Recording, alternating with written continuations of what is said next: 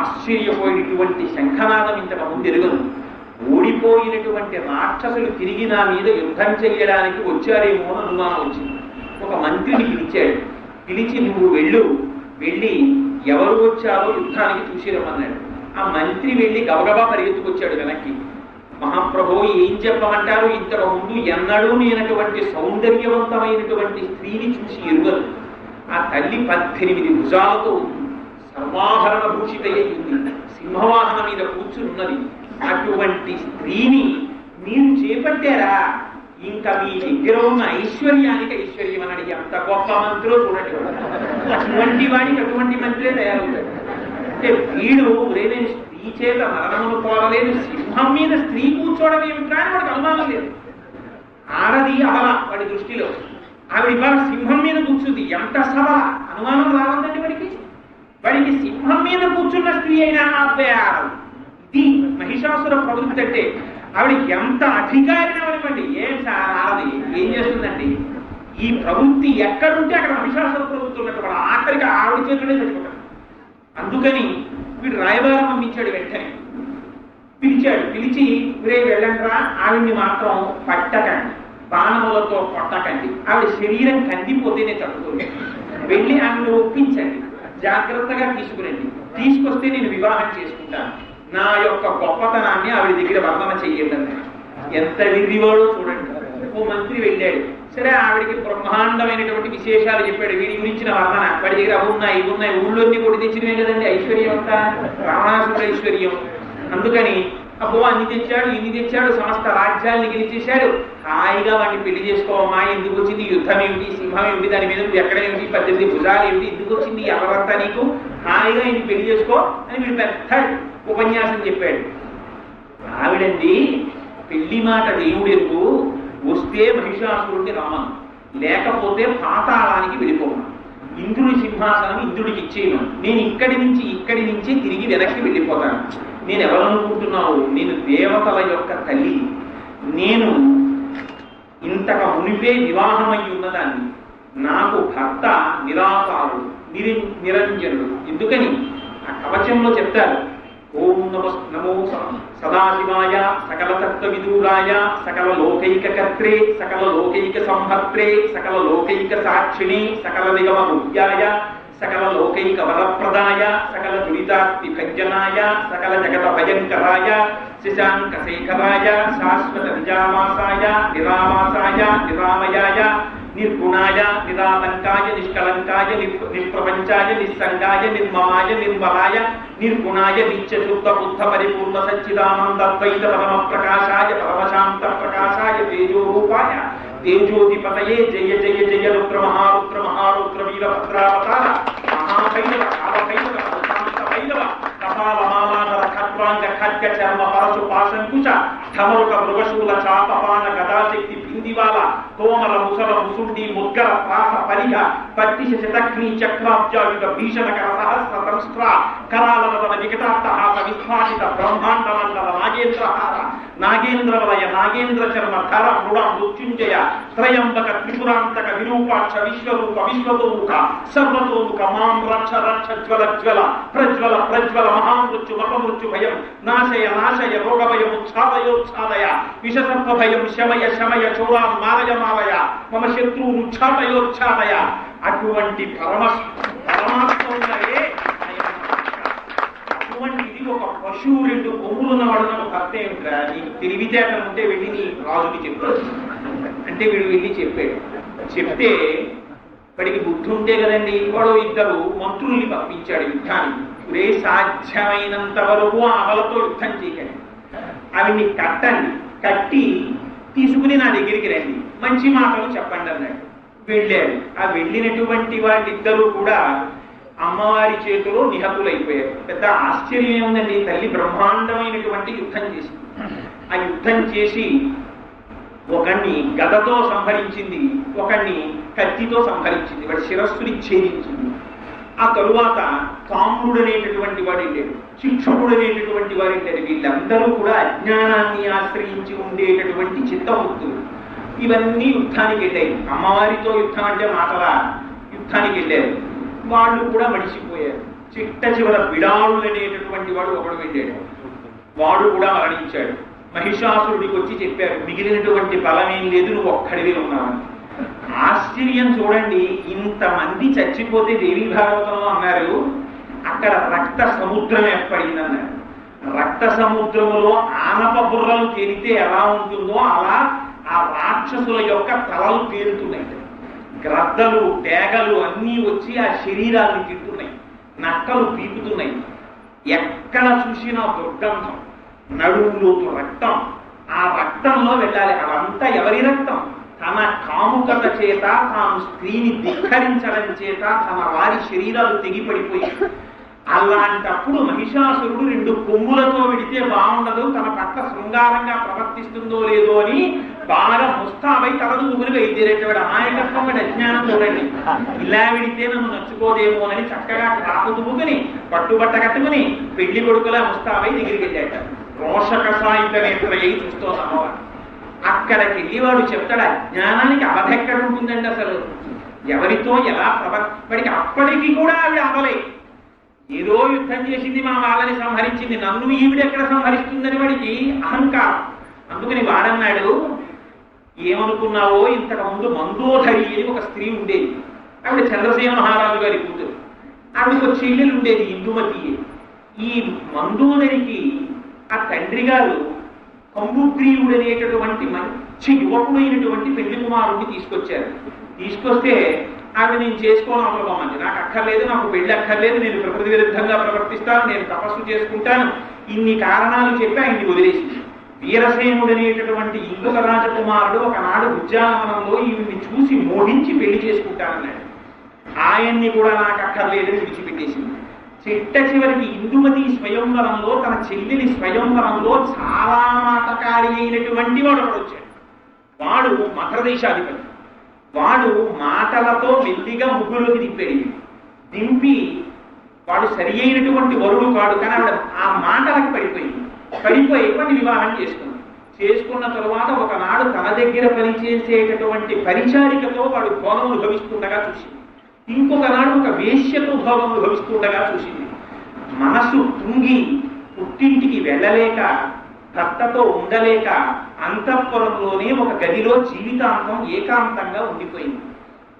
అందుకని, ఓ అమలా, నువ్వు కూడా ఇవాళ నన్ను పెళ్లి చేసుకోకపోతే రేపు పొద్దున మహిషాసురుడిని వదిలేసుకున్నానని అలా బాధపడతావు.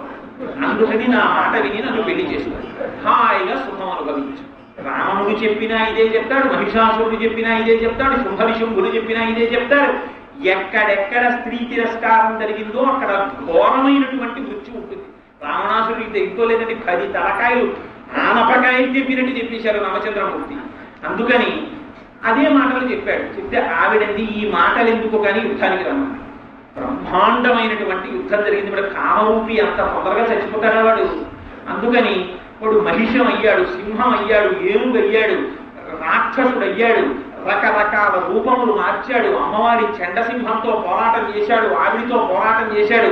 చిట్ట చివరికి ఆ తల్లి తన త్రిశూలంతో మహిషాసురుని యొక్క వక్షస్థలమునందు పొడి చేసేటప్పటికి కింద పడి, అప్పటికి కూడా వాడికి ఆక్రోశం ఆగక 2 కాళ్ళు ఎత్తి అమ్మవారిని తెచ్చింది. అంటే తన కరవాలమును తీసి ఆ 2 కాళ్ళు తరిగి తన కరవాలంతో ఆ శిరస్సుని ఛేదిస్తే అది ఆకాశంలోకి బంతి ఎగిరినట్టుగా ఎగిరిపోయింది. భూమిలోంచి ఒక్కసారి జల పుట్టినట్టు రక్తం పైకి లేచి పెద్ద రక్తధార ఆ రక్త సముద్రంలో కలిసిపోయింది. మహిషాసురుడు భూమి మీద పడిపోయాడు. ఏ అబలని తిరస్కరించి బ్రతికాడో, ఏ స్త్రీ అబలననేమి చెయ్యలేదనుకున్నాడో, చిట్ట చివరికి అటువంటి స్త్రీ శక్తి చేతిలోనే ఘోరమైనటువంటి మరణాన్ని పొందాడు. ఇదిగో ఈ వృత్తాంతం విన్న తరువాత దేవతాగణములన్నీ చూసి అమ్మవారిని విశేషమైనటువంటి స్తోత్రాలు చేశాయి. ఆ తల్లి ఆనాడు ఎర్రటి పట్టుబట్ట కట్టుకొని, మెడలో ముత్యాలహారాలు వేసుకుని, చేతిలో త్రిశూలాన్ని, కరవాలాన్ని, శంఖాన్ని, చక్రాన్ని, పద్మాన్ని, గదని పట్టుకుంటే, భగవతి హేషితి కంఠ కుటుంబిని భూరి కృతే జయ జయ హే మహిషాసురమర్దిని రమ్యకపర్దిని శైలసుతే. ఐ జగదంబ కదంబ వన ప్రియ వాస విలాసి నివాసవతే శిఖరి శిరోమణి శృంగ హిమాలయ తుంగ నిజాలయ మధ్యగతే మధుమధురే మధు కైటభ పంచ నివాస పంచ నివాస కృతే జయ జయ హే మహిషాసురమర్దిని గమ్యకపర్దిని శైలసుతే. రేపు రాజ్యలక్ష్మి గారు పాడితే బాగుంటాయి అలాంటివి, నేను పాడితే ఏం బాగుంటుంది. మహిత మహాహవ మల్లిమ తల్లిక వేల్లక టిల్లక విక్షురతే విరచిత వల్లిమ మల్లిక తల్లిక వేల్లక టిల్లక విక్షురతే కృతికృత పుల్లస ముల్లసితారుణ పల్లవ తల్లజ తల్లలితే జయ జయ హే మహిషాసురమర్దిని రమ్యకపర్దిని శైలసుతే అని ఆ తల్లిని ఎంత అద్భుతమైన స్తోత్రం అండి నిజంగా. అది సురలనాథ తదేయి తదేయి తతాల నిమిత్త జవాస్యరతే కపుభాం పతివరదోంగ తతాలక తాలక తూలనాదరతే ధిం ధిం ధిం ధిమి ధిం ధిమి తద్ధ్వని ధీర మృదంగ నినాదవతే అని ఆ అమ్మవారిని ఎంతో అద్భుతమైనటువంటి స్తోత్రంతో ఆ దేవతలందరూ స్తుతించారు. స్తుతించిన తరువాత అమ్మవారు అభయం ఇచ్చింది, మీకు భవిష్యత్తునందైనా ఎప్పుడైనా ఇటువంటి ఉపద్రవములు ఏర్పడితే నన్ను ఒక్కసారి తలుచుకోండి, నేను వచ్చి రక్షిస్తానని. ఆ తర్వాత శత్రుఘ్నుడికి పట్టం కట్టారు. సూర్యవంశపు రాజుకి చాలా ఆనందంగా వెళ్ళిపోతున్నాయి రోజులు. ఇవాళ శుక్రవారం శ్రావణ మాసం కాబట్టి మహిషాసురమర్దనం అయిపోయింది కాబట్టి శుంభ నిశుంభ కథ కూడా చెప్పేస్తారు కొద్దిసేపట్లో. శుంభ నిశుంభులనేటటువంటి ఇద్దరు రాక్షసులు బయలుదేరి భూలోకంలో బ్రహ్మాండమైనటువంటి తపస్సు చేశారు. తపస్సు చేస్తే బ్రహ్మగారు ప్రత్యక్షమయ్యారు. ఏం కావాలో అడిగారు. మళ్ళీ ఇదే పాట, మాకు దేవతల చేత రాక్షసుల చేత యక్షుల చేత కిన్నుల చేత కింపురుషుల చేత జలము చేత అగ్ని చేత వాయువు చేత ఇంట్లో బయట గడపలో మేడ మీద మేడ కింద ఎక్కడా చచ్చిపోకూడదు. మరి ఎక్కడా చచ్చిపోకపోతే లోకస్య విగృహో మృత్యు ధ్రువంచైవ మృతస్య చ మర్యాదా చేతు శ్రీలోకే పుట్టినటువంటి వాడు మరణించక తప్పదురా, నువ్వు ఎక్కడో అక్కడ ఒక స్థానం విడిచిపెట్టు, అక్కడ మాత్రం నీకు చావు ఉండేటట్టుగా అనుగ్రహిస్తానన్నారు బ్రహ్మగారు. ఏదో ఒకటి నువ్వే ఎదుర్కో తేలిగైందన్నారు. ఆడదాని చేతిలో అయితే మాకు పర్వాలేదు, ఆడది మమ్మల్ని చంపలేదు, ఇంతమంది చంపలేదు, అందుకని ఆడది తప్ప ఇంకెవరి చేతిలో చచ్చిపోకూడదు. అలాగే కానీ కథాస్తూ బ్రహ్మగారి మళ్ళీ మొదలు. మళ్ళీ దేవతలందరి ముందని శుంభ నిశుంభులు మళ్ళీ బయలుదేరడానికి సిద్ధపడ్డారు. దేవలోకాన్ని కొల్లగొట్టారు. దేవతలందరూ అరణ్యాలకు వెళ్ళిపోయారు. వెళ్ళిపోయిన తరువాత వీళ్ళు వచ్చి కూర్చున్నారు. మళ్ళీ దేవతలందరూ వెళ్ళి బ్రహ్మాండమైనటువంటి ప్రార్థన చేశారు అమ్మవారు. అమ్మవారు మళ్ళీ ప్రత్యక్షమై ఆ తల్లి నేను మళ్ళీ రాక్షసుల్ని ఉగ్గడిస్తాను అని బయలుదేరింది. ఈసారి మాత్రం చిన్న వేషం మార్చి నవయవ్వనంలో ఉన్నటువంటి రాసపుత్ర స్త్రీ వేషం కట్టి బయలుదేరుతూ ఆ తల్లి గౌరీ అని పేరు అమ్మవారి. గౌరీ అంటే ఎంత పాతివ్రత్యనిష్ట కలిగినదంటే ఆ తల్లి ఒకనాడు పరమేశ్వరుడి పక్కన కూర్చుందిట కైలాసంలో. కూర్చుంటే పార్వతీదేవి కొద్దిగా నల్లగా ఉంటుంది. పరమేశ్వరుడు ఆవిడ వంట చూసి స్ఫటికమణి నిఖం, తను తెల్లగా ఉంటాడు కదా, ఇంత తెల్లటి వాడికి కొంచెం నల్లటి భార్య అనుకున్నట్ట. అనుకుని కాళీ అన్నట్ట. కాళీ అంటే నల్లటి దానా అని ఆ మాట అనేటప్పటికీ ఆవిడ కోపం వచ్చింది. నువ్వింత తెల్లటి వాడివి, నీకు తగని దాని నన్న భావన ఇందులో ఉంది కదా అని వెంటనే యోగాగ్నిలో శరీరం వదిలేసి తామగ్నివర్ణాం తపసాజ్వలంతీం వైరోచనీం కర్మ ఫలేషు దుష్టాం అని కాల్చినటువంటి బంగారపు కాంతితో గౌరవంతో గౌరీ పసుపు ఎరుపుల మిశ్రమంతో వచ్చి పెట్టవచ్చు. ఆయన తెలుపే, ఈవిడ పసుపు ఎరుపులు కలిసిన కాంతి మరింత అందంగా ఉందాం. ఇప్పుడు ఆవిడ వచ్చి పక్కన కూర్చుంది. అటువంటి గౌరీ, ఆ గౌరీ ఒక్కసారి తనలోంచి ఆ గౌరీ శరీరాన్ని అలా పక్కనుంచి అందులోంచే కాళికాదేవి యొక్క స్వరూపాన్ని పొందింది. ఆ స్వరూపం అడుగు తీసి అడుగు వేస్తే ఒక 2 బస్తాల బూడిద రావుతుందేమో అన్నంత నల్లటి కాటుక లాంటి స్వరూపం. ఎర్రటి రోషకసాయితమైనటువంటి నేత్రము, దిగంబరమైనటువంటి స్త్రీ. ఆవిడకి మెడ చుట్టూ ఆ మొల చుట్టూ కట్టుకున్నవి అప్పుడే తెంచినటువంటి చేతులు కట్టుకుంది. మెడలో 50 పుర్రెల మాల వేసుకుంది. ఆ జుత్తంతా ఎర్రటి పొద చల్లుకున్నట్టుగా ఆ జుత్తంతా కూడా విచ్చలవిడిగా విడిపోయింది. త్రినేత్రం, 2 కన్నులు ఇక్కడ, అగ్నిహోత్రము 3వ నేత్రాన్ని ఇక్కడ పెట్టుకుని 4 చేతులతో ఒక చేతిలో అప్పుడే తెగిపోయినటువంటి పుర్రెని జుట్టుతో పట్టుకుంది, రక్తం ఊడుతోంది ఆ తల. ఒక చేతిలో అప్పుడే ఆ శిరస్సుని తింపినటువంటి చేతిని ఇంకొక చేతిలో పట్టుకొని కింద ఒక చేతిలో అభయముద్ర పట్టింది, ఒక చేతిలో వరదముద్ర పట్టింది.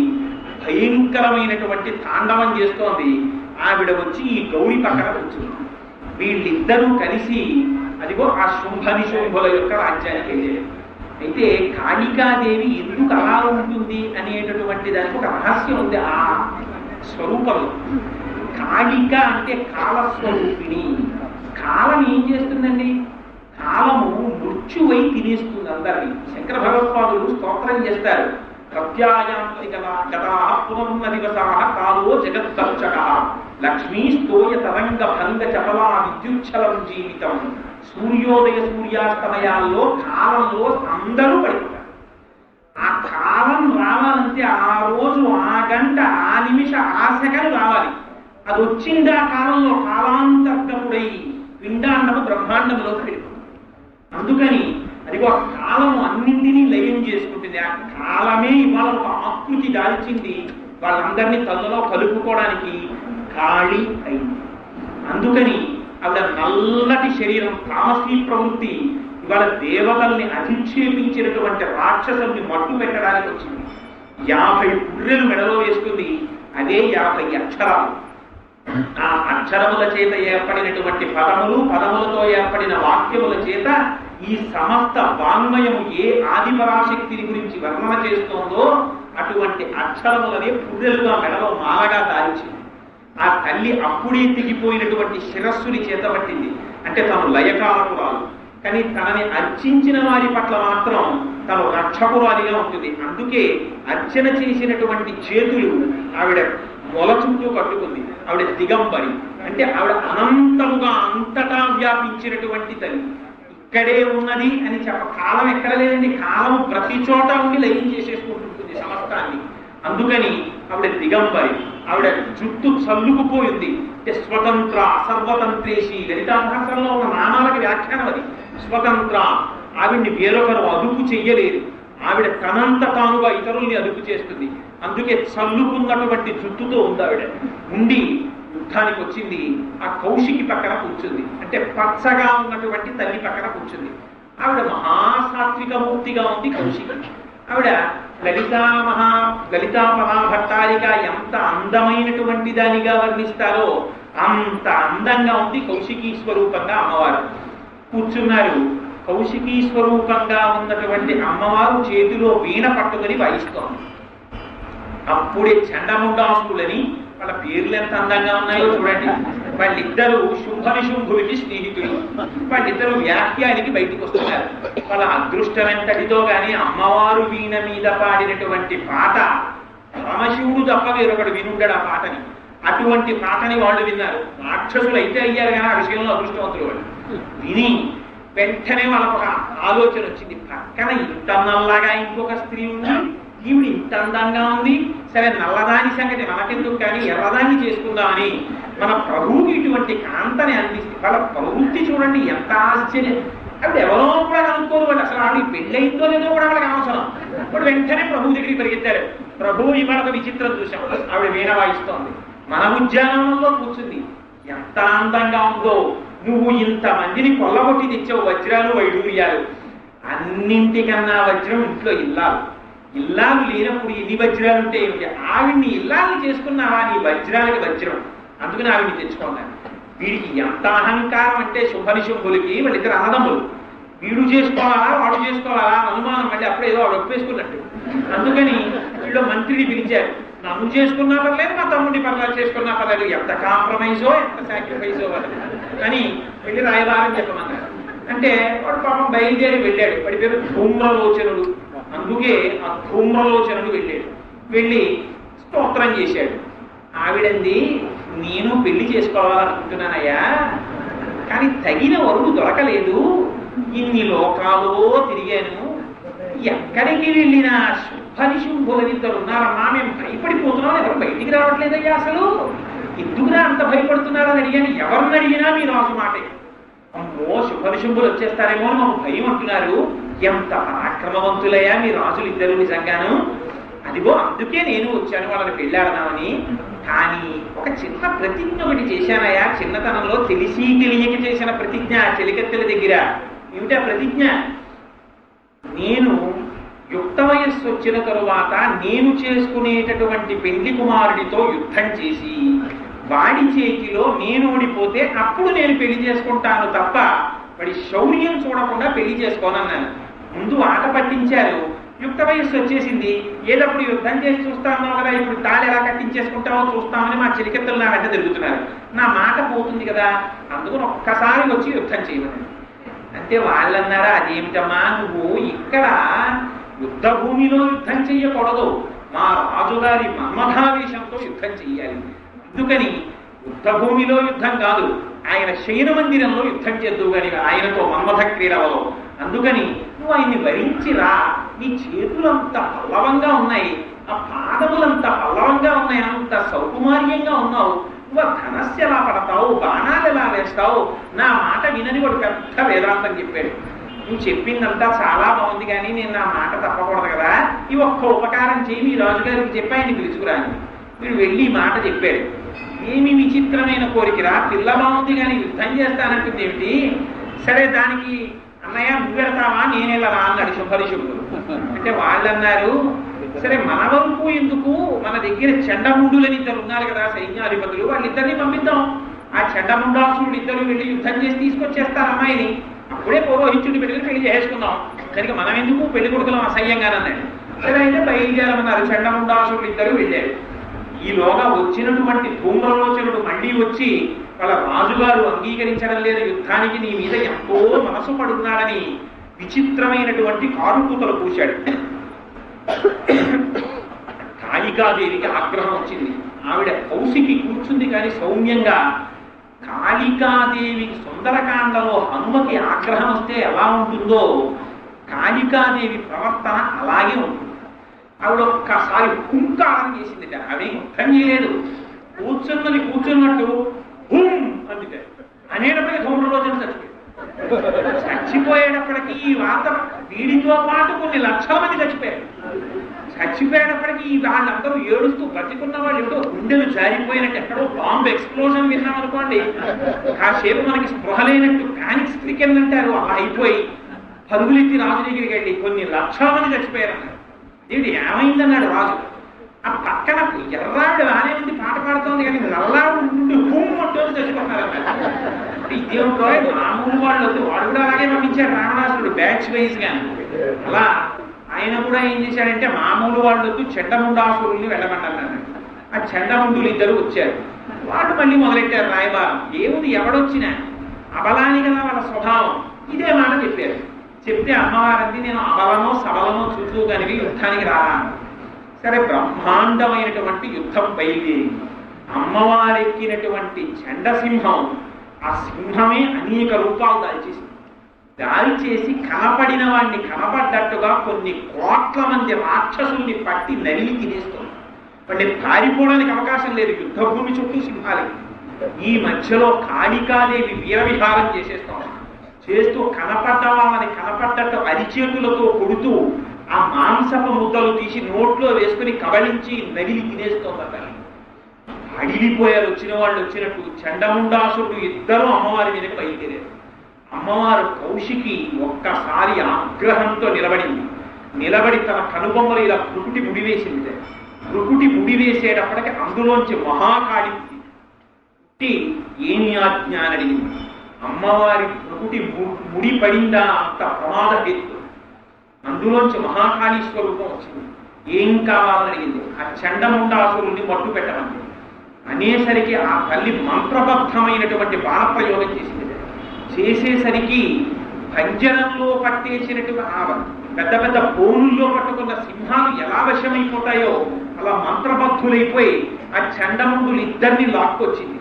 అమ్మా యాపస్తంభానికి కట్టినటువంటి పశువుల్ని తెచ్చినట్టు తెచ్చాను, ఏం చేయమంటామని అడిగింది. ఇంకా అడుగుతానే కుత్తుకలు కత్తిరించద్దు అమ్మవారు. ఆ కరవాలం తీసి ఇద్దరి యొక్క శిరస్సుల్ని ఛేదించేటప్పటికి పెద్ద పెద్ద ఊటబావులు ఎగిరినట్టు రక్తం ఎగిసింది. గబగబా రెండు చేతులని పెంచి ఆ పట్టి రక్తాన్ని గడగడ తాగేసింది మహాకాళీశ్వరుడు. ఎక్కడ కింద రక్తపు బొట్టు పడలేదు, అంత రక్తం తాగి అసలే నలుపు, దాని మీద ఒంటి మీద కారినటువంటి ఎర్రటి నెత్తురుతో నిలబడితే అమ్మవారు వరమిచ్చింది ఆ రోజున. నిన్ను చండముండాసుర నిశూధిని అని పిలుస్తారు, నువ్వు అటువంటి భయంకరమైన రాక్షసుని మట్టు పెట్టావని. ఆ తరువాత బయలుదేరి రక్తబీజుడు వచ్చాడు, ఆయనకి పరమశివుడు వరమిచ్చాడు. ఏమిటి వాడికి వరం అంటే, వాడి బాణంతో కొట్టినా, వాడిని గాయపరచినా, వాడి శరీరంలోంచి రక్తం కింద పడి ఎన్ని బిందువులుగా పడుతుందో అంతమంది రక్తబీజులు పుడతారు వాడిని. అదే పౌరుషం, అదే రూపం, అదే బలం, అదే పరాక్రమం. ఈ కౌశికీ మాత వేసినటువంటి బాణములు తగిలి వాడి నుంచి పడినటువంటి రక్తధారంలోంచి కొన్ని కోట్ల మంది రక్తబీజులు పుట్టారు. పుట్టి వాళ్ళు సింహాన్ని ఎరుగు తినేస్తున్నారు, వాళ్ళు మరమరాలు ఎరుగు తిన్నట్టు తింటున్నారు. తింటుంటే ఆ వచ్చినటువంటి దేవతా స్త్రీలు, శ్రీ మహావిష్ణువు, బ్రహ్మ, పరమశివుడు, పార్వతి, వారాహి, వైష్ణవి, నారసింహ అందరూ వచ్చారు. దేవి భాగవతంలో ఆ యుద్ధాన్ని ఎంత గొప్పగా వర్ణించారంటే, ఆ రోజున వారాహి దేవతకిట ఆకలి తీరడానికి సంతోషం వేసేసి కోరలు పెద్దవి పెంచి ఆ రెండు కోరలతో ఇటువైపు ఒకసారి పొడిచేదిట, ఇటువైపు ఒకసారి పొడిచేదిట. పొడిస్తే మనం బోలెడని తామర రేకులు అన్ని పెట్టి సూట్తో ఇలా పొడిచామనుకోండి, దానికి అంటుకుంటాయి. అన్ని అంటుకుంటే మళ్ళీ ఇలాంటి దాని దగ్గరికి తీసుకొచ్చి ఇలా రాసిస్తామనుకోండి, అన్ని పడిపోతుంటాయి. అలా ఆ వారాహి దేవత రాక్షసుల దగ్గరికి వెళ్ళి ఇటొక పోటు పొడిచేదిట. ఓ 1,000,000 మంది ఇటు, ఓ 1,000,000 మంది ఇటు ఆ దంష్టత కట్టుకునేవారట. వెళ్ళి రాసభవనపు కోణలకేసి రాసేసేదిట. వాళ్ళు పచ్చడి ముగ్గురి కింద పడిపోతుండేవారట. అలా వారాహి యుద్ధం చేసి చంపుతోంది. శ్రీ మహావిష్ణువు చక్రధారంతో తరుగుతున్నారు, పరమశివుడు త్రిశూలంతో చంపుతున్నాడు. అయినా కొన్ని కోట్ల మంది రక్తబీజులు పుట్టేస్తూనే ఉన్నారు. ఏం చెయ్యాలని ఆలోచించారు. అప్పుడు శివుడు చెప్పాడు, నేను ఇది ఇచ్చాను వరం, వాడి శరీరంలోంచి ఎంత రక్తి బిందువులు పుడితే అంతమంది పుడతారు. చాలా మేము ఇచ్చావు మహాదేవా, మేము పడుతున్నాం పాటు అని. అంటే వాళ్ళ దగ్గర ఉన్న గుణం ఏమిటంటే, సత్వగుణంతో తపస్సు చేసినప్పుడు వరం ఇచ్చేస్తారు, అది పరమేశ్వరుడు యొక్క లక్షణం. అదే వాడు దాన్ని దుర్వినియోగం చేసినప్పుడు అంత నిర్దాక్షిణ్యంగా సంహరిస్తారు. అందుకని అప్పుడు అమ్మవారు పిలిచింది, ఇప్పుడు ఈ సంహారం జరగాలంటే ఒకటే విశేషం, నువ్వు వెళ్ళి రాయబారం అడుగు. ఆ శుంభనిశుంభుల దగ్గరికి వెళ్ళి, ఇలా కౌశికి వచ్చింది, మీరు మర్యాదగా పాతాళానికి వెళ్ళిపోతారా, లేకపోతే ఆవిడ చేతిలో నిహతులైపోతారా అని రాయబారం చెప్పు. ఆనాడు పరమశివుడు అమ్మవారి యొక్క దూతగా వెళ్ళాడు. ఎందుకని వెళ్ళడం శివుడు దూతగా? శివుడికి ఒక లక్షణం ఉంది, రౌద్రస్వరూపాయ రుద్ర. ఆయన రుద్రుడిగా నిలబడ్డాడా, ఆ రుద్ర తేజస్సు పడినప్పుడు మాత్రం అమ్మవారిని అధిక్షేపించడం అంటే ఆయన్ని అధిక్షేపించడమే. ఎందుకంటే రుద్రాని, శివ శివాని, భవ భవాని. ఆ రుద్ర తేజస్సు పడితే వాడు మరణించడానికి సిద్ధపడిపోతాడు, ఇక వాడి తేజస్సు నశిస్తుంది. అందుకని లలితా సహస్రనామ స్తోత్రంలో అమ్మవారికి శివదూతి అని పేరు. ఆ శివుణ్ణి దూతగా పంపించింది. పంపిస్తే ఆయన వెళ్ళి రాయబారం నడిపారు. వాళ్ళు వింటారా? కానీ వాళ్ళ తేజస్సు పోయింది. పోవడంలో ఆయన తిరిగి వచ్చేశారు. అప్పుడు చెప్పింది, వాళ్ళకి అమంగళం ప్రారంభమైంది కాబట్టి కాళికాదేవిని పిలిచి చెప్పింది, ఆ రక్తం కింద పడకూడదు, అంత నాలుక చాపమని. అనేసరికి సుదీర్ఘమైనటువంటి పెద్ద నాలుక చాపింది కాళికాదేవి. ఆ నాలుక మీదకి ఎక్కారు రక్తబీజులు. ఈసారి కౌశికి వేసినటువంటి బాణముల చేత వాళ్ళ శరీరంలోంచి పడేటటువంటి రక్తాన్ని పడ్డదాన్ని పడ్డట్టు చాపరించేసింది కాళికాదేవి, మింగేసింది. ఇక రక్తబీజులు పుట్టే అవకాశం లేదు. అమ్మవారు తన కరవాలంతో రక్తబీజుడి శిరస్సుని ఖండించింది. వాడు పర్వతంగా కూలిపోయాడు. ఈ వార్త తెలిసి శుంభనిశుంభులు వచ్చారు. చిత్రం ఏమిటంటే, అప్పుడు వస్తూ కూడా ఒకవేళ నీకు కోరికుంటే చెప్పు తమ్ముడు, పెద్దవాడిని చూడకు, నీకిచ్చి చేస్తానంటాడు ఈయన. అన్నవి పెద్దవాడివి, నువ్వే చేసుకో అంటాడు తమ్ముడు. ఏమిటో వాళ్ళని చేసుకోవడానికి ఆమె సిద్ధంగా ఉన్నట్టు మాట్లాడతారు. అజ్ఞానానికి అవధి లేదు. స్త్రీని అవమానించడం చేత ఇంత దౌర్భాగ్యం జరిగిపోతోందన్నటువంటి జ్ఞానం లేదు వాళ్ళు. వాళ్ళిద్దరు ముందు నిశుంభుడు అన్నాడు, నువ్వు పెద్దవాడివి, పట్టాభిషేకం చేసుకుని సింహాసనం మీద ఉన్నవాడివి, నేను పెడుతున్నానన్నాడు. వెళ్ళి ఆ నిశుంభుడు, ఇతల కాళికాదేవి నిలబడింది, మహాకాళిక నిలబడింది, ఆ కౌశికి నిలబడింది, సమస్త దేవతలు నిలబడ్డారు. వాడు ఏమి యుద్ధం చేస్తాడు? కామరూపంలో బ్రహ్మాండమైన యుద్ధం చేస్తున్నాడు. కానీ అమ్మవారు తన గద పెట్టి పరిగ పెట్టి కొట్టింది. కొట్టేసరికి వాడు స్పృహ తప్పి పడిపోయాడు రథంలో. పడిపోయేసరికి వెంటనే శుంభుడు కూడా వచ్చాడు. వచ్చి ఇద్దరు యుద్ధం చేస్తుండగా ఇక ఇలా వీలు లేదని ఆ నిశుంభుడి మీదకి అమ్మవారు ఆ కౌశికీదేవి 5 బాణములు ప్రయోగించి వాడిని నిహతుణ్ణి చేసింది. చిట్ట చివర ఇంకా శుంభుడు ఒక్కడు మిగిలిపోయాడు. ఆయన మాత్రం ఒక పెద్ద పరిఘనొక దాన్ని తీసి దాన్ని గదగా మార్చి ఆ గదతో గిరగిర తిప్పి కాళికాదేవి యొక్క వక్షస్థలం మీద కొట్టాడు. కొడితే కాళికాదేవి పక్కకి తప్పుతుంది. ఆ గదా ప్రహారం వచ్చి భూమికి తగిలింది. తగలడంలో వాడు ఒక్కసారి గట్టిగా కింద తగిలిందేమో ఉలిక్కిపడి ఆ చెయ్యి తప్పించుకునే లోగా కాళికాదేవి తన కరవాలంతో ఆ గద పట్టుకున్న చేతిని నరికేసిన వాడు చెక్కు చెదరకుండా తన ఎడం చేత్తో ఖడ్గం తీసుకుని అమ్మవారి మీద ఉరికాడు. ఆ రెండో చెయ్యి నరికేస్తే 2 చేతులు లేకపోయినా వాడు కరువులు వచ్చేస్తున్నాడు. 2 కాళ్ళు నరికేసి కింద పడిపోయి అలా టేపుతూ వచ్చేస్తున్నాడు. శిరస్సు నరికేసింది. బొంగరంలా తిరిగి కింద పడి మరణించాడు. అంత ఘోరమైన చావు చచ్చిపోయారు. ఎందుకు చచ్చిపోయారు? వాళ్ళెవరో చచ్చిపోయారని నేను చెప్పడం ఎందుకు? ఇంతమంది కూర్చుని వినడమే. అది కాదు కదా. అందులో ఉన్న రహస్యం ఏమిటంటే అనాయాసైన మరణం వినా దైన్యైన జీవితం. ఇది మనం పూజలో కోరుకునేది. దైన్యము లేని జీవితం కావాలి. అనాయాసంగా ఏ విధమైనటువంటి బాధ లేకుండా మనసాన పడిపోయి భయంకరమైన స్థితి ఏదో తెలుసా అంటే ఇంత వాళ్ళం అనుకుంటాం. మన మలాన్ని మన మూత్రాన్ని మనం విసర్జించుకోగలిగినటువంటి శక్తి ఉన్నంతసేపు మాత్రమే గౌరవం. మన మలాన్ని మన మూత్రాన్ని మనం విసర్జించలేని స్థితి వచ్చి మంచమునంతో పడ్డామా 2 రోజులు కొడుకు చేస్తాడు, 3 రోజులు కోడలు చేస్తుంది, 4 రోజులు కూతురు చేస్తుంది, మా సంసారాలు మాకున్నాయని వాళ్ళు వెళ్ళిపోతారు.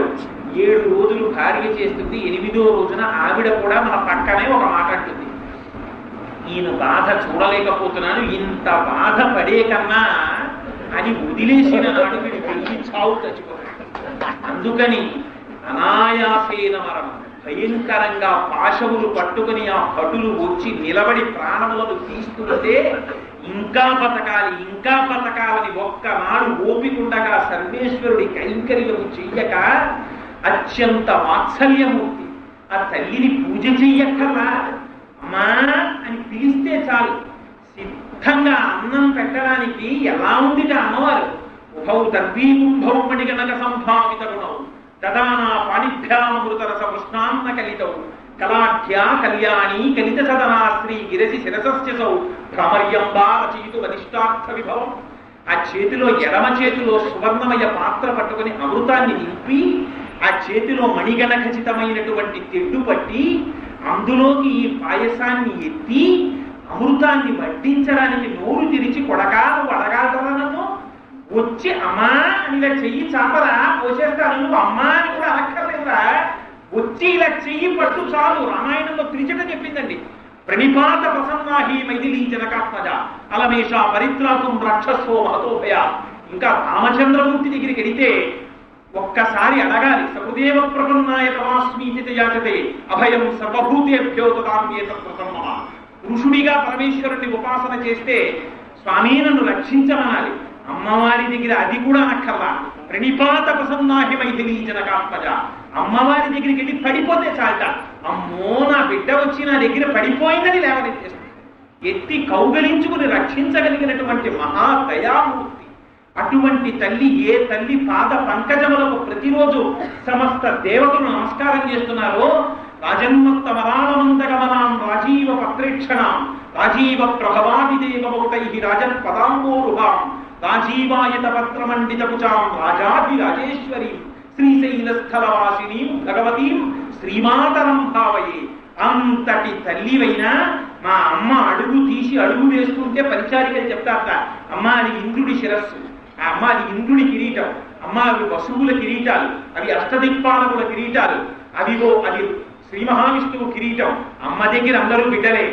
ఉంచి నమస్కారం చేస్తుంటే అసలే ఎర్రటి పాదములేమో ఆ పాదం తీసి కింద పెడుతుంటే అమ్మవారి పాదముల యొక్క సౌకుమార్యము ఆ రక్తముతో కలిసి ఆ లత్తుకతో కలిసి ఎర్రటి కాంతులు విరజిమ్ముతుంటే పత్రభంగ సంజనిత నవీన కాంతి వెదజల్లగా కొత్త కొత్త కాంతులు వస్తుంటే దేవతల మణిమయ కాంతులు ఆ కాంతులతో కలిసి కొత్త కాంతి వలయం ఏర్పడుతుంటే నడిచేటటువంటి తల్లి ఎంతటి సులభురాలు.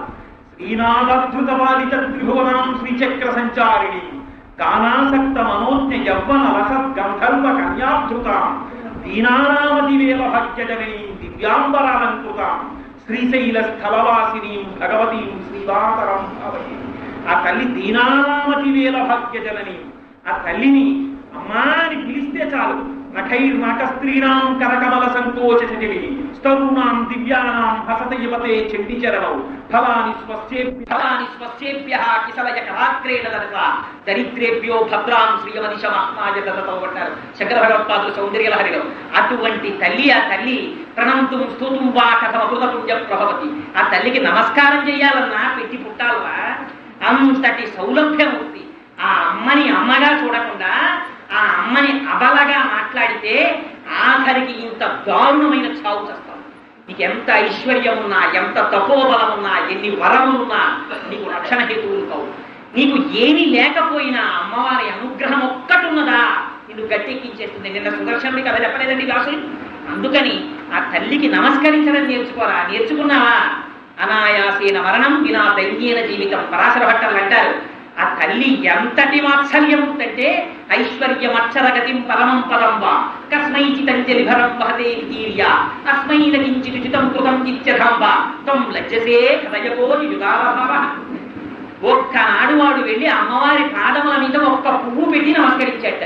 నమస్కరించినంత మాత్రము చేత ఇహలోకములో వాడికి సమస్త ఐశ్వర్యములనిచ్చి వాడు తరములు కొడుకులతో, కోడళ్లతో, కూతుళ్లతో, అల్లుళ్లతో, మనవలతో, మనవరాళ్లతో, ఆరోగ్యంతో, ఐశ్వర్యంతో హాయిగా ఆనందంగా ఉండేటట్టు చూసి సునాయాసమైనటువంటి మరణమించి తానే చెయ్యించి సింహాసనం మీద తన పక్కన కూర్చోబెట్టుకుని నారాయణుడు ఎదురొచ్చి సింహాసనంలో కూర్చోబెట్టి విమానంలో తీసుకెడుతుంటే అమ్మవారు సిగ్గుపడి పక్కకి తొలగి ముఖం ఎర్రబడిపోయి నిల్చుందిట.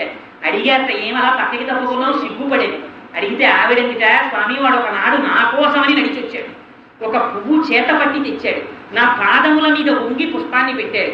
2 చేతులు కలిపి నమస్కరించాడు. శిరస్సుని ఉంచి 5 జ్ఞానేంద్రియాల్ని, 5 కర్మేంద్రియాల్ని, అధిష్టానమైన బుద్ధిని నీ పాదముల దగ్గర విడిచిపెడుతున్నానమ్మా అని నోటితో చెప్పడం రాక నమస్కరించాడు. వాడికి నేనేమిచ్చాను స్వామి? ఐశ్వర్యమక్షరగతిం పరమం పదం వా. ఈ జన్మలో వాడికి ఐశ్వర్యం ఇచ్చాను, సంతానాన్ని ఇచ్చాను, కొడుకుల్ని ఇచ్చాను, కోడలని ఇచ్చాను, మనవల్ని ఇచ్చాను, అల్లుళ్ళని ఇచ్చాను, కూతుళ్ళని ఇచ్చాను, ఐశ్వర్యం ఇచ్చాను, అనాయాస మరణం ఇచ్చాను. నేనే ఎదురొచ్చి చెయ్యించి పైకి తీసి నా పక్కన కూర్చోబెట్టుకున్నాను. కానీ వాడు ఒక పువ్వు తెచ్చి పెట్టాడు. నేనేం చేశాను? ఇంతే చేశాను. ఇంతకన్నా చెయ్యలేకపోయానని సిగ్గుపడి పక్కన తప్పుకుంది అమ్మవారు. అంతటి వాత్సల్యమూర్తిరా అమ్మ. ఆవిడ్ని ఆ తల్లి అంటే గుళ్ళో ఉన్న అమ్మవారిని చూడటం కాదు, ఆ తల్లి ఎక్కడెక్కడ తానుందో చెప్పుకుంది. కైలాసే పార్వతీత్తంచ క్షీరోదే సింధు కన్యక స్వర్గే చ సర్గలక్ష్మిస్వం మర్చలక్ష్మిశ్చ భూతలే వైకుంఠే చ మహాదేవి మహాలక్ష్మిర్దేవదేవి సరస్వతి గంగా చ తులసీత్తంచ సావిత్రి బ్రహ్మలోకక కృష్ణ ప్రాణాభిదేవీత్తం గోలోకే రాధికాస్వయం రాసే రాసేశ్వరీత్తంచ బృందా బృందావనే కృష్ణ ప్రాణాభిదేవీత్తం గోలోకే రాధికాస్వయం రాసే రాసేశ్వరీత్తంచ బృందా బృందావని అని రాజ్యలక్ష్మి రాజగేహే గృహలక్ష్మి గృహే గృహే.